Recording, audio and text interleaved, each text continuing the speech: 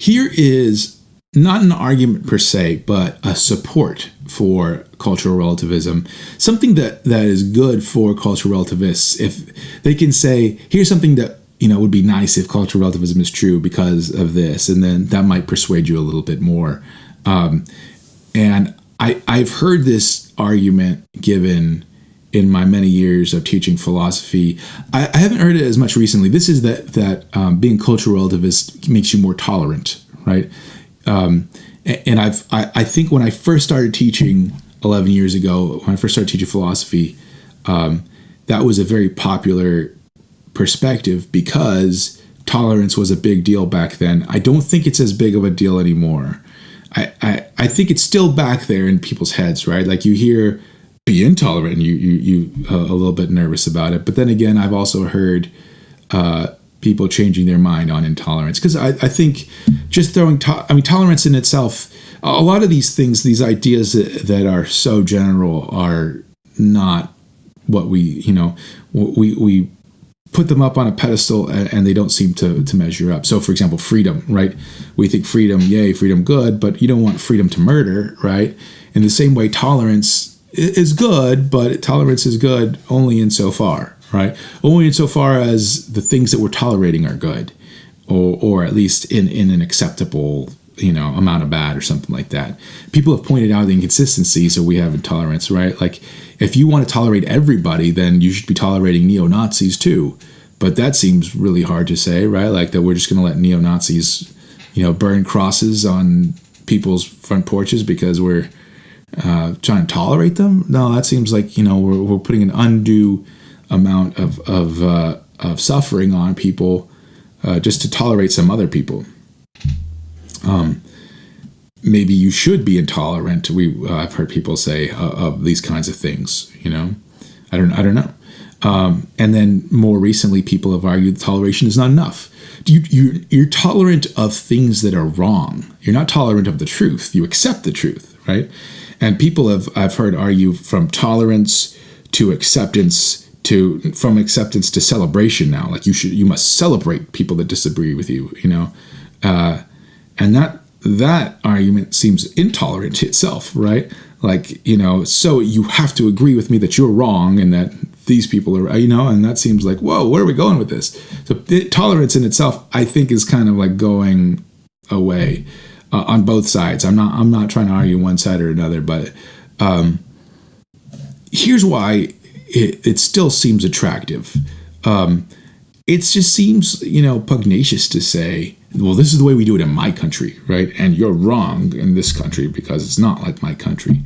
That has that feeling of like, I'm so morally superior than you, right? You might even argue that's an imperialism.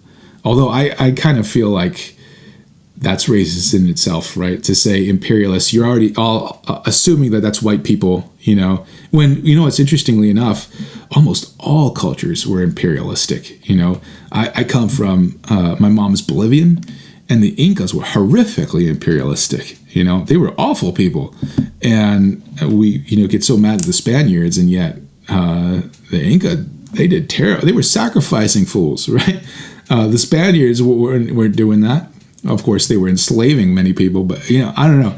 It seems like that imperialistic moniker that seems racist to me, because it seems like, yeah, you were imperial, who wasn't imperialistic? But when we say imperialistic, we mean white people. Anyway, it does seem like that you're if you're not a cultural relativist, you're saying, well, this is why you're all wrong. Here are a few objections, though. Number one, if the society is intolerant in any of the ways that it chooses to be intolerant, then cultural relativism would demand that intolerance. They would say that intolerance is the right thing to do. Cultural relativity, remember, is what the society agrees on is right. So let's say the American society is very intolerant. That would mean intolerance is right? That's the right thing to do. But that's exactly what we were saying that cultural relativism stymied, right? So cultural relativism is engendering exactly what we thought we were getting rid of. I think this is a better objection, though. To say that disagreeing with people, saying that other people are wrong, is being necessarily morally superior, I think treats those people in a pedantic way, right? It's like you're saying, if you go over, here's an example. I know there is a society where, I'm not going to name names, where you, the young women, their introduction to puberty is they're locked into a room with a guy named the Jackal, and he rapes them. And that's welcome to womanhood, right? Now, I'm from a different culture, yeah? And I go and I say, that's wrong, right? You should not be doing that. And if you think like, oh, how dare you go over there and tell those poor people that they're wrong? Aren't they grown-ups?